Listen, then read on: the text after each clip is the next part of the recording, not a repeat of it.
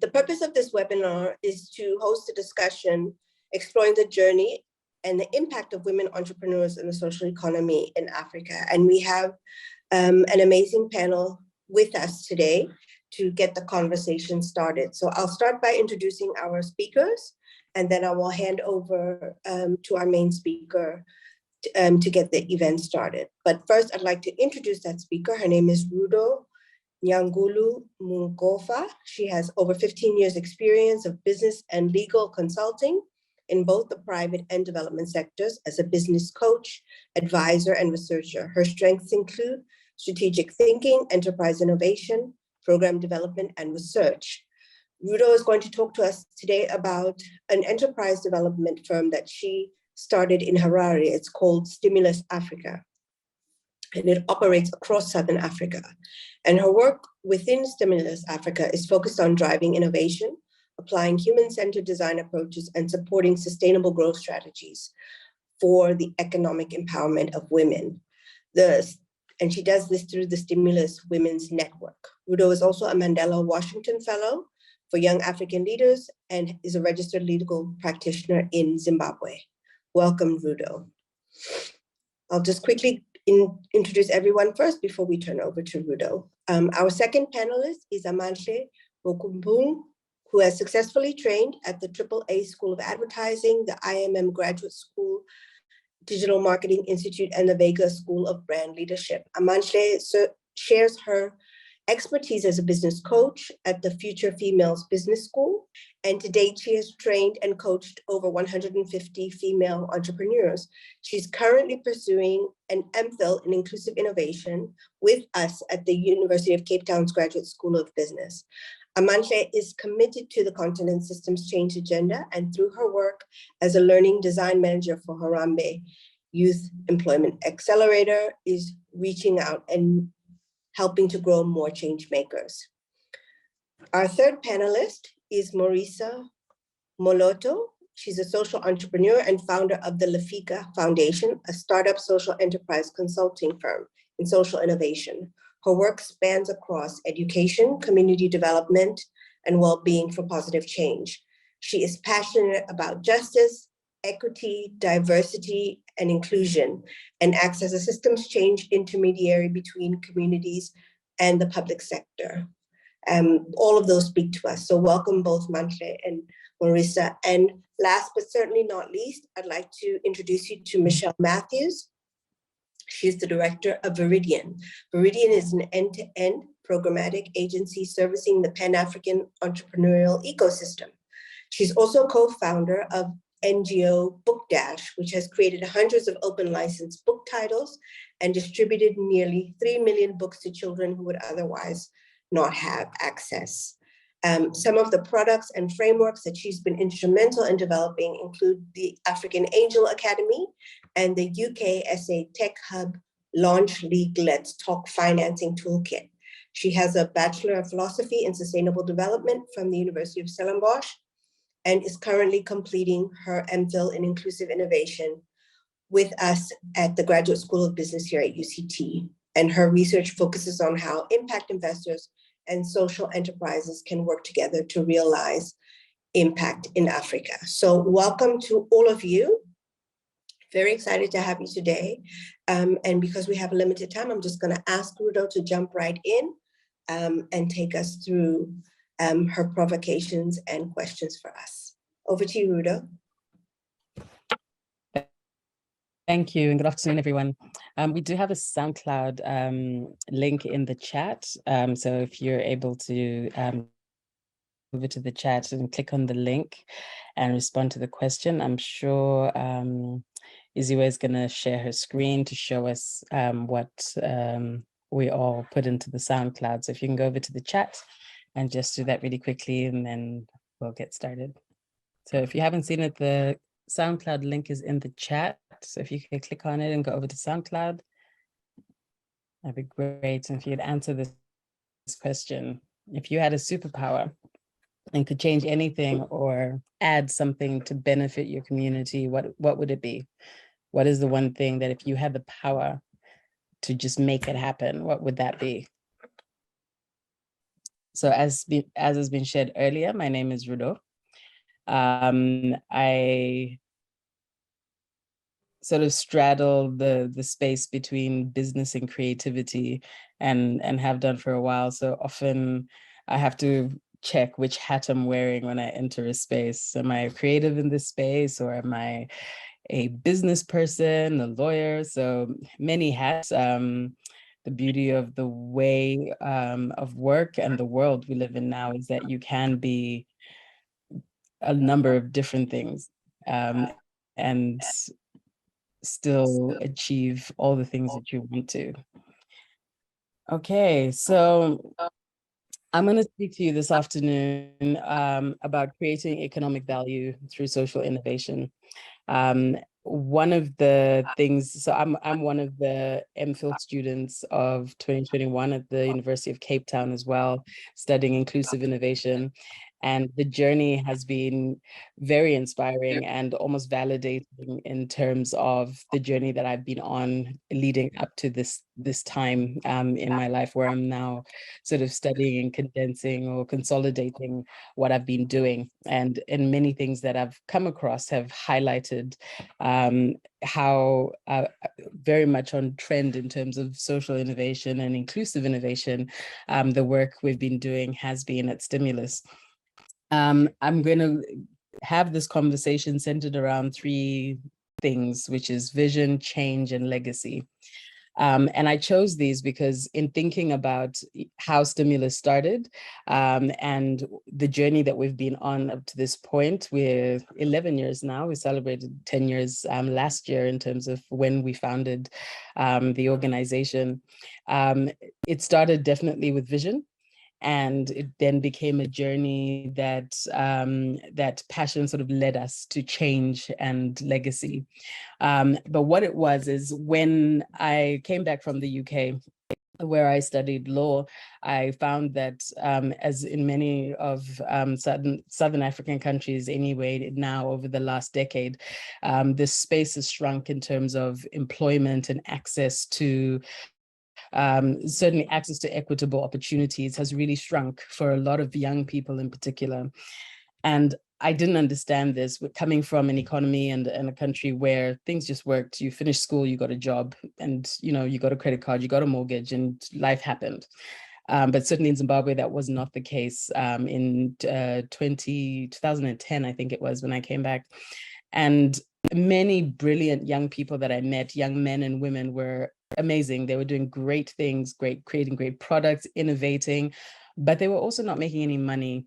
Things just did not work for them. This way the private sector was set up did not work for them. It was not set up in a way that embraced entrepreneurship. At the time, the idea of an entrepreneurship hub or a creative collective, these were not things that you saw, certainly not in Zimbabwe. And in that space, a lot of young people were failing to do anything. So I met quite a number of business leaders, people in general from different spheres of life, and was asking a lot of questions. And the questions were around, but this doesn't seem to be right. If you've got talent and skill and ability, you should be able to employ those and at the very minimum, create employment for yourself or ensure that you're able to sustain yourself. And 1 + 1 is not always equals to 2, I discovered in that journey. And so I was challenged to say, well, if you think that that it's wrong, if you don't think that it's right, that people can't make ends meet by doing what they do and they continue to struggle even though they're doing their best, then do something about it. So I said, okay, well, what are the problems? Why is it the way that it is? And one of the key things that that came to me was that, okay, well, for a start, a lot of young people didn't have a network. They were not connected to anyone or anything. They were just doing what they were doing, often in a silo. And because they were young and doing what they were doing, it's just not something that was taken seriously. Others maybe didn't have certain skills and competences that you would need to run a business operation, whether it's financial management, marketing, etc.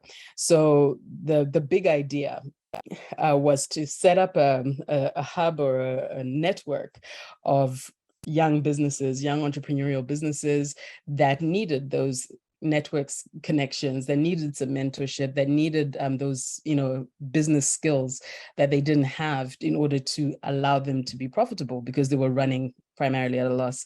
And that's how Stimulus started, as really a network of young entrepreneurs trying to sort of get ahead. And during that journey, one of the things that I saw was that, there are a lot of women who were not accessing the space. The space was really dominated by young men. So all our networking events and different activities would attract young men who would come through to the networking events, etc. And this obviously is not because women aren't entrepreneurial, but it just meant that as many of you who are women on this call know, that as a wife, a mother, a daughter, a sister, culturally, we have a lot more responsibility that takes more time out of your day than perhaps a young man would have. And as a result, accessing these platforms was difficult. So we had to be innovative in how we reached women who still needed the same network, still needed the same mentorship and the same skills and the business acumen, but they just didn't have the time to access the platform that we'd created. And because of this, we then evolved and we said, right, we need to create a platform for women. We need to be able to demonstrate how women can also develop their business acumen, how they can sell their products, many of whom made products and can have access to new markets and thrive, even in the context that we were in Zimbabwe. So the Stimulus Women's Network, which is part of the Stimulus organization, was then developed, or was born in order to achieve that. And this innovation sort of evolved over time into a platform we called Choose Women Buy Local. As you can see on your screen, we developed a market platform or a trading platform where we would have fairs and markets where women could come and actually sell their products to new audiences, new markets that they probably wouldn't reach necessarily from their home or from their current social network, thereby giving them that network access. This was, not something that was being done much at the time I would say maybe around 2014, 2015. It was us trying again to be innovative around how do we support the economic empowerment of the women entrepreneurs in our space by, giving them visibility, giving them access to markets, as I said. And one of the things that we tied to these market days was entrepreneurial training. So you would register for a table to come and sell your products, but prior to the market opening, there would be a workshop on finance or workshop on marketing to build their capacity and build their skills. And this would be at no additional cost. They would just pay for their table to market their products. And get access to the know-how around how to develop their businesses. And this, as an innovation, worked very well for us, because we found that we were able to reach a lot more women through this channel than we had perhaps done before. And as we went along, I believe it was in 2017, we were approached by an NGO, an international NGO that's working in Zimbabwe and working with young women who are at risk of child marriage, which leads me to the change aspect. So on the one hand, yes, Stimulus was created to be a network to connect creative entrepreneurs who are already very highly functioning entrepreneurs, just needing a little bit of a tweak here and there in terms of skill set or access. But the entrepreneurial learning and the knowledge of how to set up and run something sustainable that can earn income for you is not something that's only required by high functioning sort of middle class entrepreneurs, but it's something that across the board, in terms of all social walks of life, we all need to be able to secure our own food security. We need to be able to, cater for our day-to-day needs and have the power to do that and make the decisions about what we do with our money. And for a lot of our poorer communities, particularly rural communities in Africa, they don't have the power to make those decisions because they often aren't able to make make money. And that leads you then to be in a donor-dependent dynamic that takes away the dignity of economic empowerment. And this organization approached us and said they were working with some young girls, and they wanted to develop skills, some young girls and boys in a different part of the country here in Zimbabwe, and they wanted to develop skills for them. These were young people with low literacy levels. They didn't really have access to complete their education, but they find themselves out of school and getting older, being dependent on parents who couldn't afford to take care of them. So the ask was, is there an entrepreneurial course, or are there some basic skills that you can teach these young people so that they're able to sustainably earn an income? And we went away and we're like, well, this is a challenge, because it's, you know, working with rural communities isn't something we had done up to that point. But we took the challenge up, and at the time, it was a group of girls in particular that we were thinking of working with, many of whom were at risk of child marriage. And as a result, we developed the Women Empowered Program for Girls. Women Empowered Program is our flagship program for entrepreneurship training for women. So we broke it down and said, okay, if we were teaching this to a young girl or an adolescent young woman, an adolescent girl or young woman who has low literacy levels, probably left school fairly early on and didn't quite sort of get the fundamentals of education, but she finds herself now needing to either get a job or create a job for herself. How would we reach that young person? And we can't go to her and talk about balance sheets and talk about budgeting and things like this, but we need to be able to transfer that knowledge. So we worked together to actually do that and developed the basic course in entrepreneurship. It's a course that is pictorial, so it's really almost like giant flashcards that are visual, that tell the story of the economic process using a tuck shop and a girl called Maita, who you can see on the screen, as the character whose story we told. And we used everyday activities that I think many of us will recognize in any township, in any high density area in Africa. You will find a tuck shop, you will find people selling goods on the street, but often those people may not fully account for the cost of being able to sell those goods. So often selling at a loss and, you know, having a continual spiral of, you know, not being able to quite restock when they sell, etc. We created this course and we took it out on the road, and we taught this course to a few of the young girls there.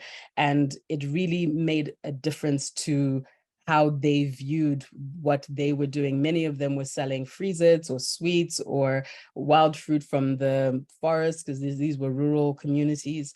And for them to be able to understand that, okay, but everything you do has cost, and you need to understand the full cost before you can price your product. And if you do that, then you'll know if you've made a profit at the end of the day. So we took this training on the road, and we actually have trained many rural communities since that sort of first engagement. And many like these young women you see on the screen, many of them have babies, teenage pregnancies. Maybe they've left home, they maybe got married early and the marriages have failed, and they've got young children and they need to figure out how to put their children into school, put a roof over their heads and feed them. And this course has been reaching, you know, young women and young men who find themselves in that space, you know, child-headed families, orphans, and so on. And that process enabled us to develop the foundation, the Stimulus Africa Foundation, which really is now very much focused on giving back, very much focused on, you know, transferring these what we call, the basic entrepreneurship survival skills to anyone. And the program that we developed, the basic course, is translated into Shona and Ndebele, and these are the local languages in Zimbabwe. So it's taught in the vernacular, not in English.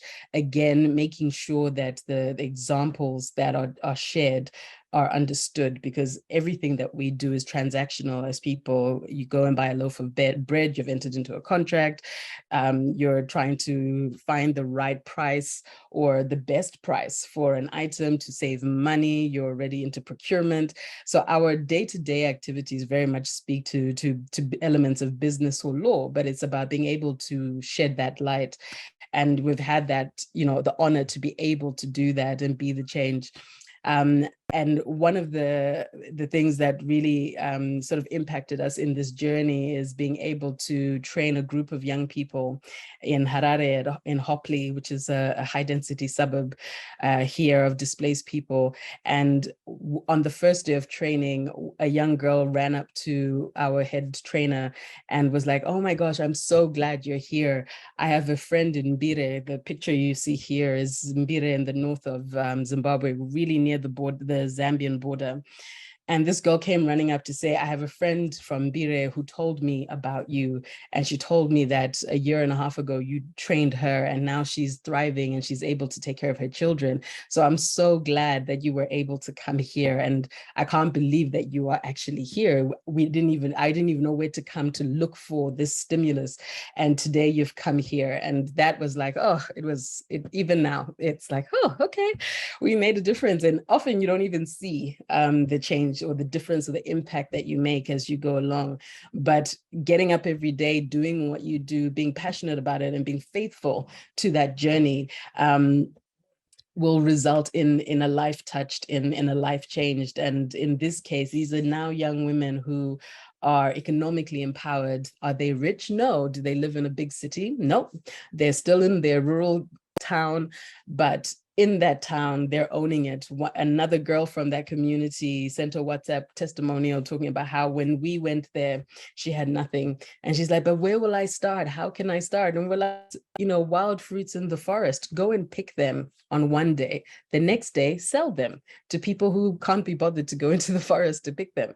And she did that. And then after a while, she was able to buy freezers, the frozen juice.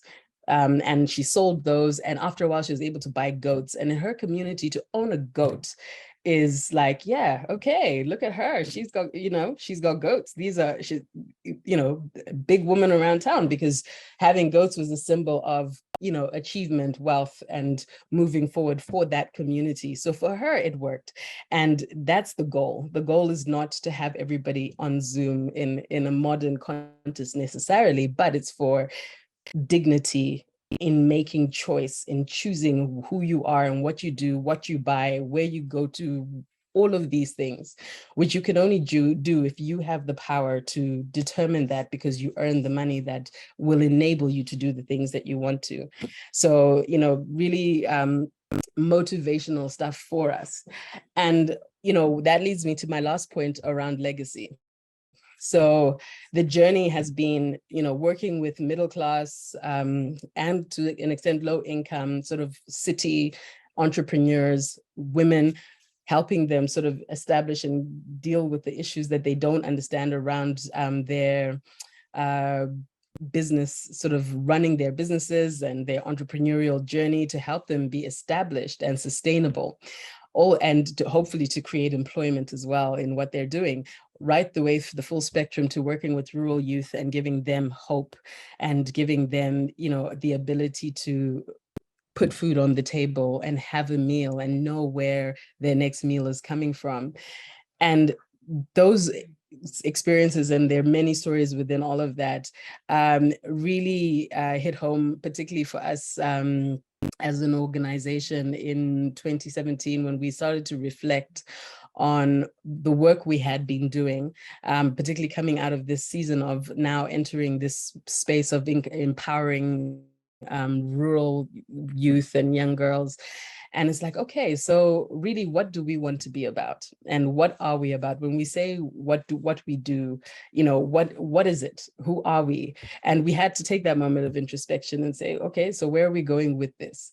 And legacy is the thing that really weighed heavily on me, to say, at the end of my life, what do I want to be on my tombstone? What is the message that I would like people to remember most? Or what is the thing that I did that impacted, that people will say, oh yeah, write this, And when thinking about that, we started to document, we started to develop tools that would ensure that even beyond us, others could still come and do what we do and still continue. So on the screen here, you'll see I've got a couple of images. On the left is our Enterprise Development Guide, which is freely available, should anyone want a copy. And this basically is the story of how we started, the journey we've been through, how we, from a contextual perspective, being a Southern African organization, how we see what needs to be done in order to build sustainable communities in terms of economically empowering them and holistically, and where that needs to go. And this is a guide that we developed for people like the clients who sent us out to the rural communities, who didn't really understand or haven't really dealt with sort of the subject of entrepreneurship and connecting that to development. And then as COVID hit, and we all experienced COVID, in the last few years, we realized that the digital skills that we have in-house that are linked to our innovation work, which we took for granted, became really a desperate tool that was needed by a lot of people.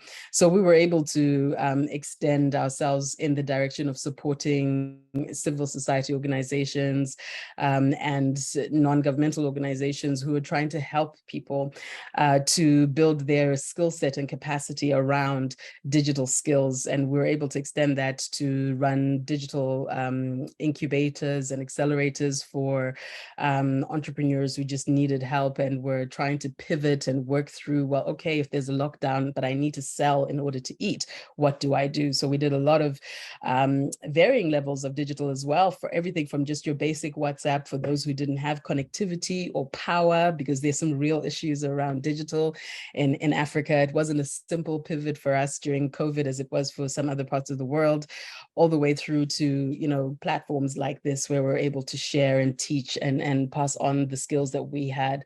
And as we continued through the pandemic, continued learning, we continued to share.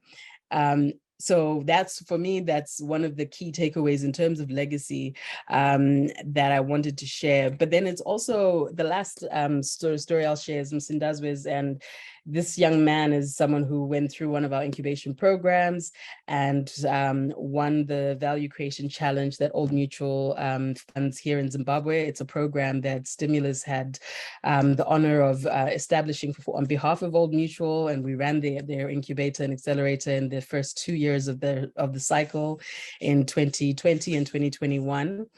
And I share Msindazwe, who won last year's picture and story, because, impact is transferable. I genuinely believe that economic empowerment, inspiring people to think beyond themselves, is something you can transfer through how you talk, how you run your business, as well as through, how you share with other people. And this young man is running a really great sustainable business using trash to develop roof tiles and paving. But the winning the money and the innovation around the green innovation that he's running is not even the story that I want to share. But in order for him to make the roof tiles and the paving bricks, he engages widows, grandmothers, divorcees, women who have no access to jobs. They've got young children, they can't do a 9-to-5. Maybe they don't have skills, they have low literacy in Bulawayo in Zimbabwe.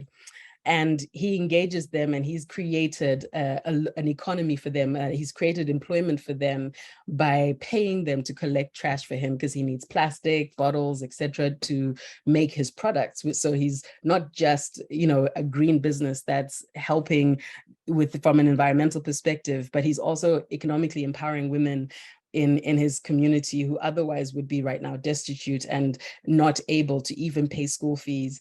And he's engaging with companies like Old Mutual and others to even help them create accounts to be financially included, so they can pay school fees, etc. And it's such a proud mama moment for me, because we've worked with Msindazwe from when he was a startup, and we've challenged him and encouraged him to say, okay, well, how are you doing your business?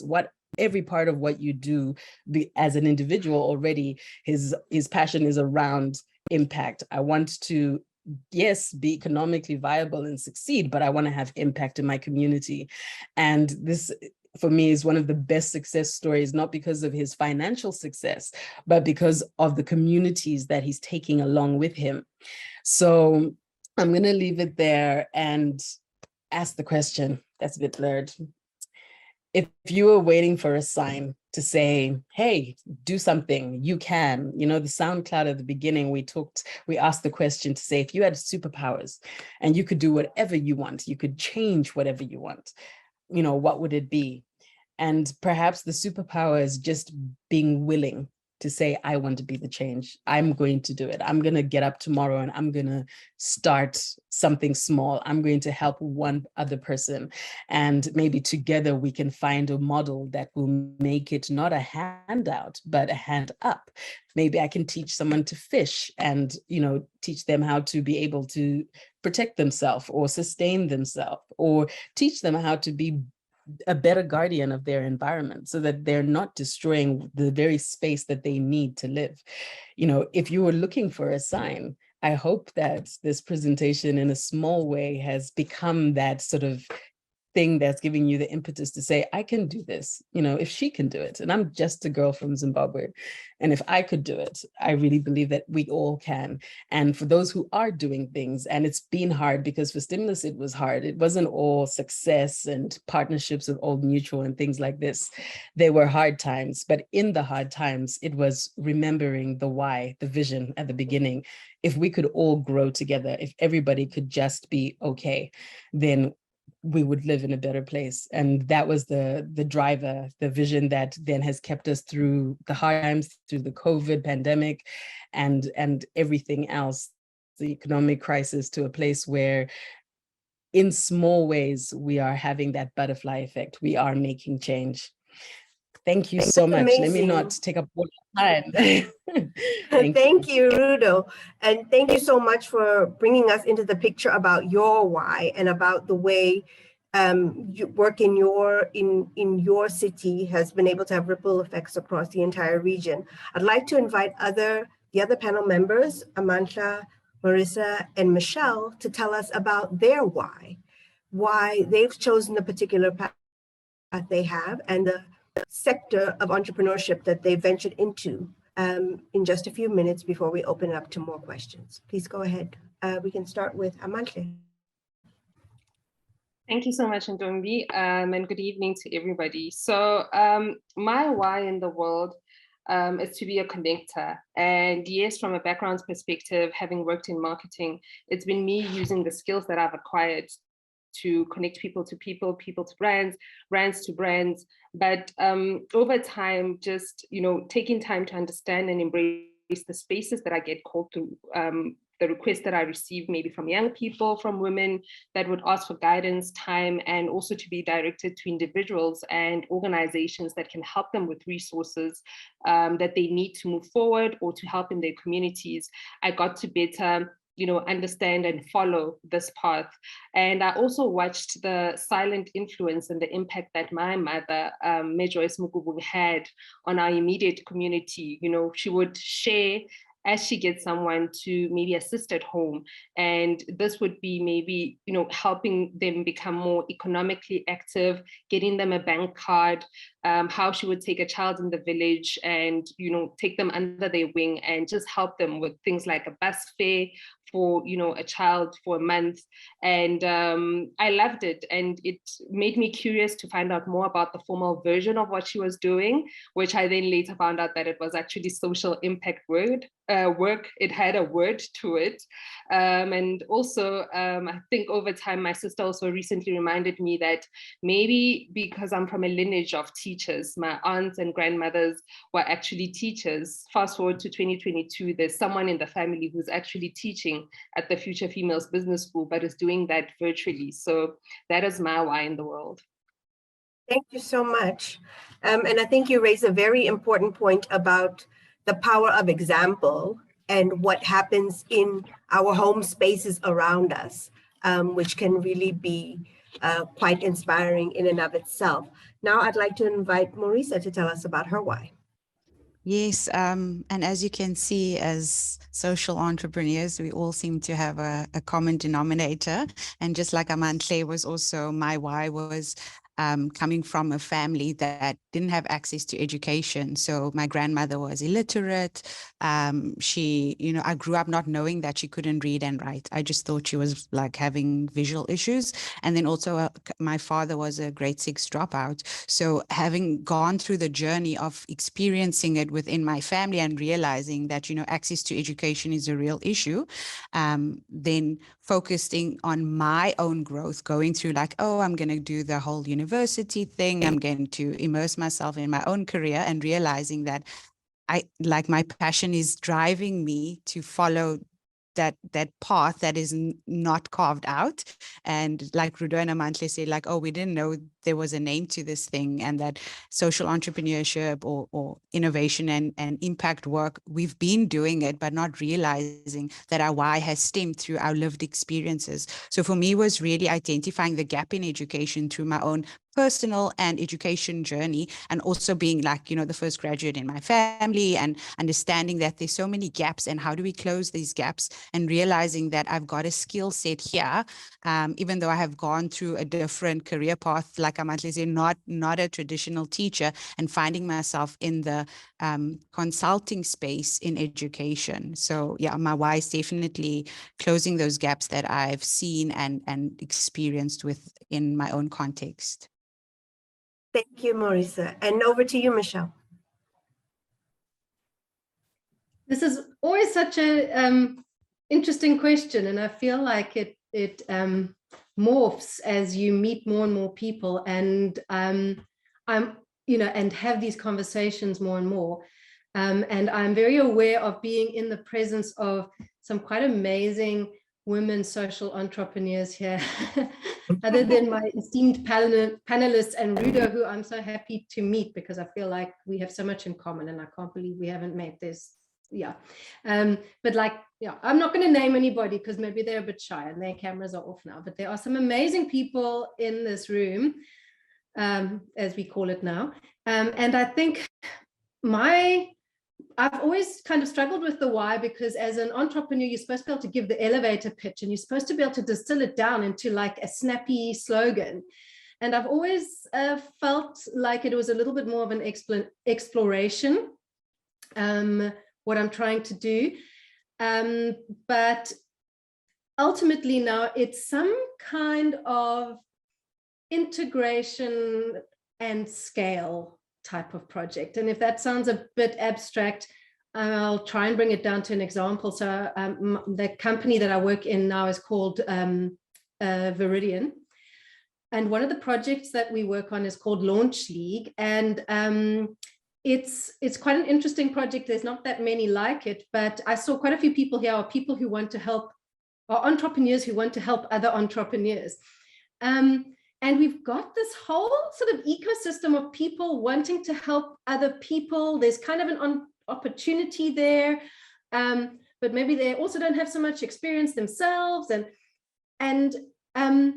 But there's this idea of wanting to be part of a change or a shift, and some people have spoken about that, the dignity of having access to opportunities, the dignity of being able to pull in resources to kind of make your life the life that you want. Like every human being should have that. in a sustainable way. And so, yeah, to bring it back down and make it concrete, Launch League, we set up as we wanted it to scale from the beginning. And the lessons of scale that I've learned through an organization called Book Dash, which some of you might have heard of. And I co-founded that with my husband and my now sister-in-law, because I had a publishing background. So I took something that I knew, my husband took something, we took something that we knew, and we said, it's broken, we know how it works, we think we have a way to fix part of it. And we made Book Dash. And that gave me that feeling of scale. And so we started Launch League as I need to make an open license program that fits, there's a gap where people are trying to help entrepreneurs and they kind of doing hackathons, and then the next thing they're trying to give them money, and somewhere in between, this poor entrepreneur has doesn't even know what their business model is. Let's try and develop something, a business model canvas, but adapted for our kind of context here in South Africa, and then let's give it to hubs. All of these ESOs, ESOs are entrepreneur support organizations. There are already at least 340 of them that have been mapped in the country. There are lots of them. People want to get into this. And then there's obviously from there thousands and thousands of potential entrepreneurs that we're trying to help. And we said, we will give them a program that they can then use and implement. And then they just weren't feeling, we did that. And then they just weren't feeling confident enough. The hubs that we worked with weren't feeling confident enough. We realized we need to do a little bit of a little bit more sort of train the trainer. What are we thinking? How would you do this? And then we made it more peer learning. And then they said, oh, we don't know each other. We've never met each other. So then it became a community of practice. And then now it's a community of practice with an online resource library of open license stuff that anybody can take and use and reshare. And so let's all just get better at what we do so that we can help people become the people that fulfill their potential. So that's my why. My why is this big picture, trying to make it this big thing of there are dots and they're joining, and we kind of got to have this holistic approach with ripples, but trying to make it real in the world. And that's my why. That's amazing. Thank you for putting in the website. I was just about to ask Michelle to do that. And I think I love the tone of this conversation, because we all know that there's a lot of barriers out there facing women in entrepreneurship. Some of it is, as has been raised by our panel, it's about access to education or limited education. It's also about lack of training. Women know that they want to do something to bring in more, resources into their households, but getting their heads around what are the reasonable and measurable ways to do that is something different. So what I want to ask you is, rather than focusing on the barriers, can you talk to us about what do you see in your view as potential opportunities in the social economy for women entrepreneurs? And I'll start with Rudo, back to you.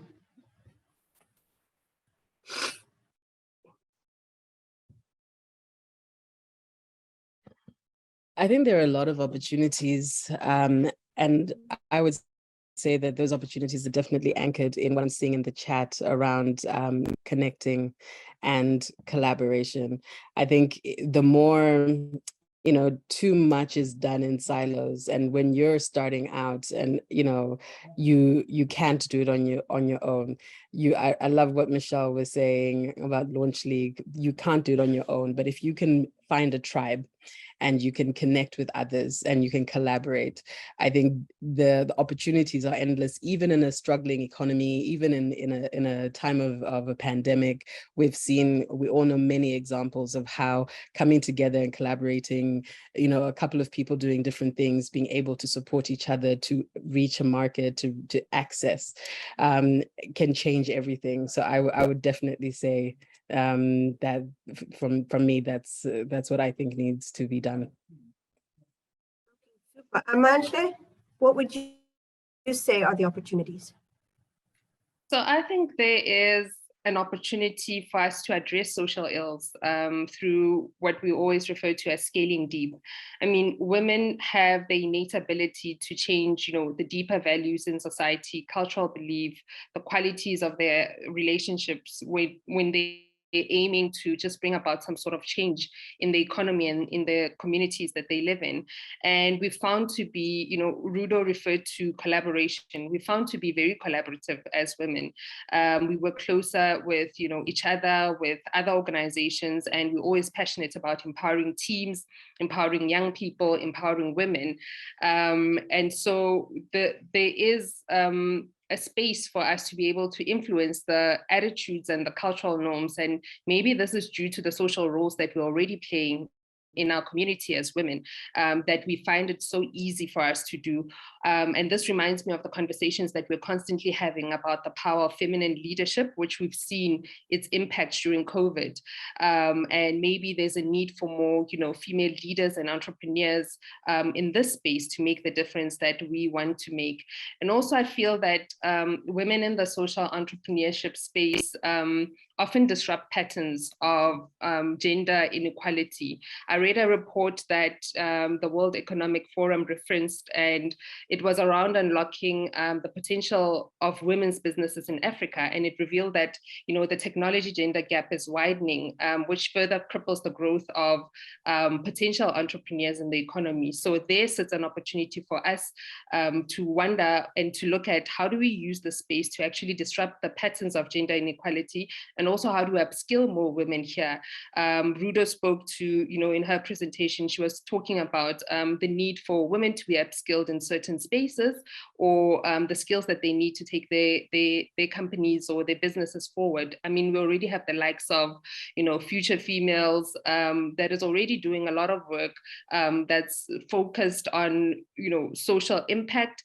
And recently we started focusing on it even more with our partner, UK South Africa Tech Hub. So we're looking at supporting businesses that are not only challenging the livelihoods of entrepreneurs and their families, but they're actually creating a broader impact by just creating new job opportunities and solving for problems at a larger scale. So we are learning that women are more inclined to start, social impact focused businesses and contributes towards social causes. So there's opportunities, there's space, but also there's hope in here.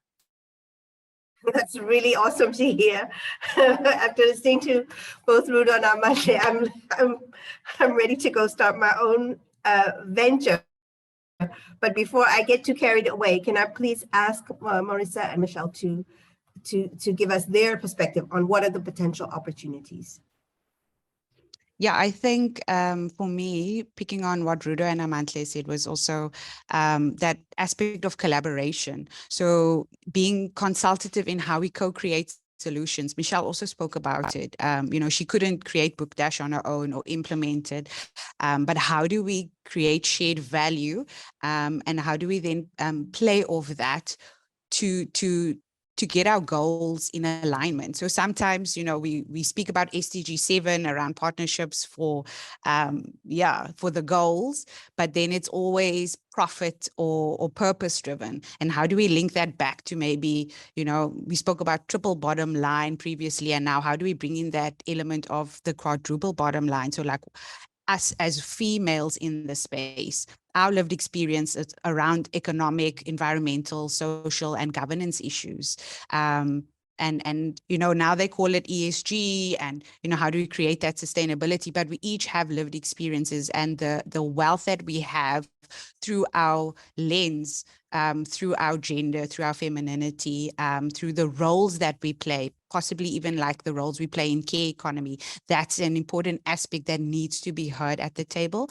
And yes, we have research and policy to support that, but also what are we doing in those spaces? How are we creating research? How are we influencing policy, and not just focus on yes, I'm going to start that startup, or yes, I'm going to create, a social movement, but how are we influencing both at the top and at the bottom of those proverbial pyramids and tiers? I think is important for us to represent and bring ourselves to those tables, even if we're not invited. Very provocative. Michelle, over to you. Absolutely agree. And to build on what MJ is saying, I think I've been thinking about this a little bit lately. We've been going through different ways, because I'm working on the MPhil now. And we have to try and, as one person said, have one clear thought. And I feel like humanity has been trying to have one clear thought for a very long time, and we were very binary. Men do this, women do that. Then we tried to kind of also do a hierarchy thing, like you do this, and then you do this, and then you do this, you know, and it leads up to, and that kind of didn't work. So the binary thing, like women do that, men do that. And yes, we've been socialized. So we know how to do certain things. Men know how to do certain things. Men aren't entirely happy with the things they've been told. We're not entirely happy. And can we bring that closer? The hierarchy as well is also being, I think, disrupted. And I was thinking about a CV I received from a young woman a couple of days ago, where she had the banner on top of her CV was this kind of picture that we see a lot these days, which is a network. She had taken as a symbol of how she wanted to represent herself, these dots and these lines between them. And we see that that's the internet, or that's, you know, and there's something about that. There's something about maybe there isn't a hierarchy, and maybe it isn't binary. And can we become calm in that space? So I think women, we need to bring the things that we've been socialized in that are human things, come more into the space of business, bring our men more into the space of society, and move forward as humanity. Thanks for that. You've all raised some really amazing points about being consultative, being disruptive, questioning the patterns that are at play. And I know that often we think sometimes when we see women in the business environment, we hope that patriarchy is being challenged, but it isn't necessarily always so. So what, in your view, do you think is sort of key for systemic change in the way businesses are structured, so that we are not actually reproducing the patterns of discrimination and marginalization that have traditionally been there? Rudo, I'll start with you. I think we really just need to rethink everything. And when I say that, I mean how our private sector is structured. You know, I remember having this discussion in one of our sessions during the MPhil on how our economies and our private sectors, everything that we do was inherited.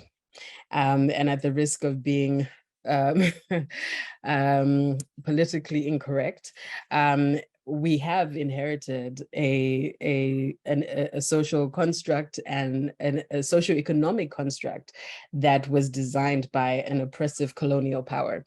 And so everything about how our economies work here is, number one, designed to marginalize everybody else. Number two, it goes against our human nature of Ubuntu, you know, the way in which African people collect together. If you think about the village and the way a village was structured, how everyone worked, everyone knew everyone worked well together.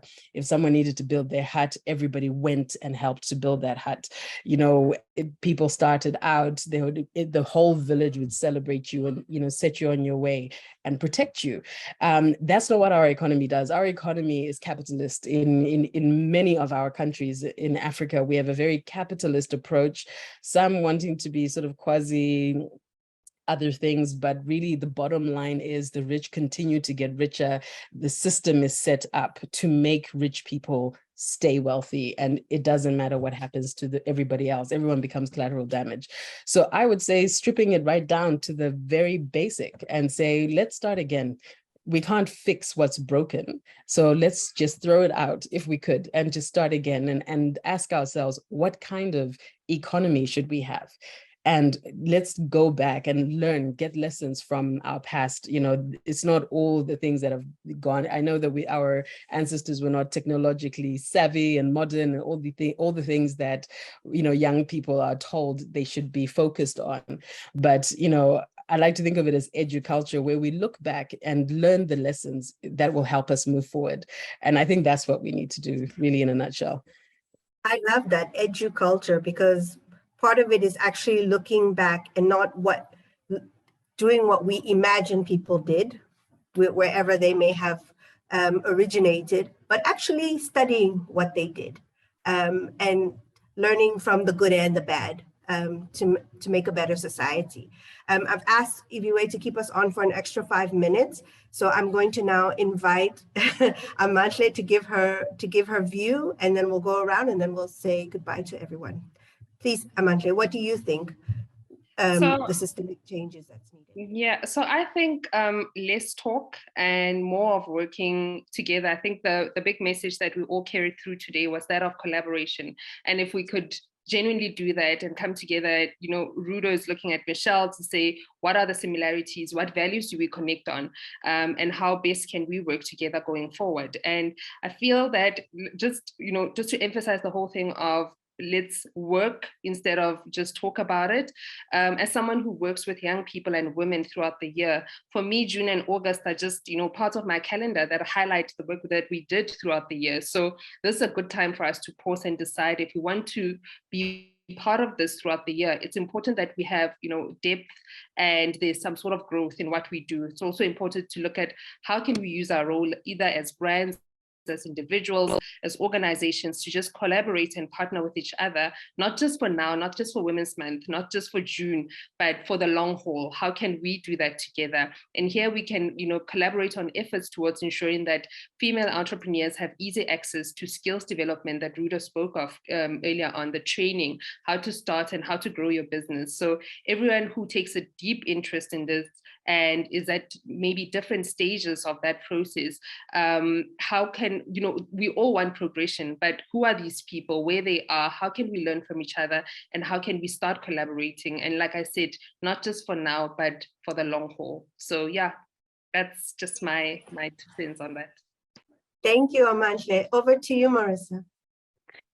So yeah, I agree with Rudo also on, the educulture, and sometimes we need to unlearn some things. And I know Tabi Singh said in the chat also rethink and relearn. And so, there's that quote by Albert Einstein that says, we cannot solve our problems with the same thinking we used to create them.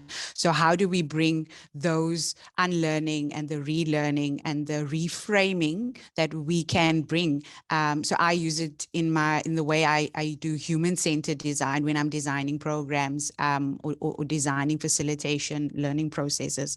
So again, on Amantle's comment, also to be, I call myself a pracademic. So not just using the academic and not just the practitioner side, but merging those worlds and immersing yourself wholeheartedly and authentically as your whole being, with your lived experience, with your training, with your education, with your passions and your pain points, the things that annoy you about the systems, and really go and make the change from that point of view, and not just, I have a great idea, but bring yourself fully into the spaces that you find yourselves in, and identifying those spaces through following your curiosity, I think.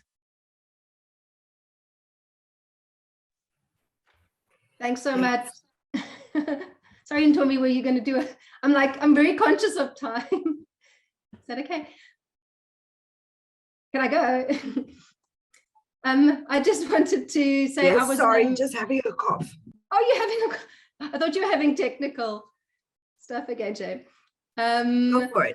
I was loving this. I had written down in my notes before we started, and when Amantle was saying, let's just let's work. And there's a sort of a meme that goes around, if you want something done, ask a woman, which, is a little bit dismissive of men because they also get stuff done. But, there's, yeah.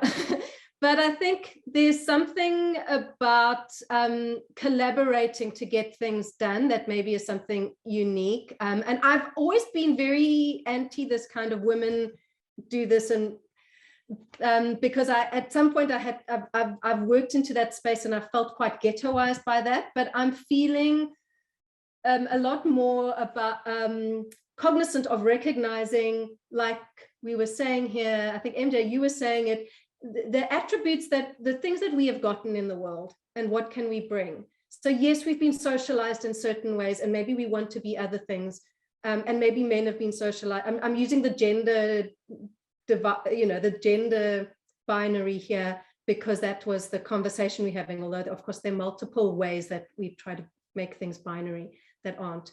And I think it is, I think bringing that into the work that we do, and we are already speaking the language of capitalism in a way, because all of these big businesses have said, oh, when we put women on our board, suddenly we start to become more profitable. Why is this? Why is this? I don't understand. Maybe what is going on? I put in a woman, but if she's going, you know what I mean? And it depends on how empowered.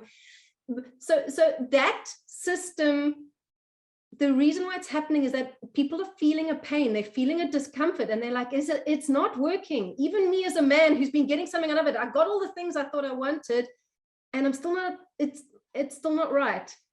Please, you know, and I think the shift can happen. So we must step into those spaces. We must come onto those boards, because I think the original question was like, you know, how do we change that system? I think there are other systems we should build, but simultaneously, these are systems that are here, and come in and be the things that we are, because that is obviously what's missing. It's become like a monoculture of thought in multiple dimensions. And that's why it's breaking, because that's not how we live. Thank you for that. I think you're right. Our new perspective, our fresh perspective, very often a silenced perspective, is one that we need to elevate and enter into dialogue with each other and with allies in other communities. I want to say thank you to our entire panel. You've been amazing. I'm sorry, my voice seems to be giving out on me, but this has really been a wonderful, wonderful collective. And I see that there's a demand in the chat for a WhatsApp group, so we'll handle that separately.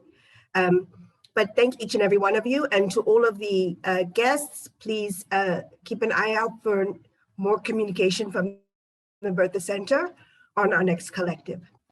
Thank you all so much, and have a lovely afternoon.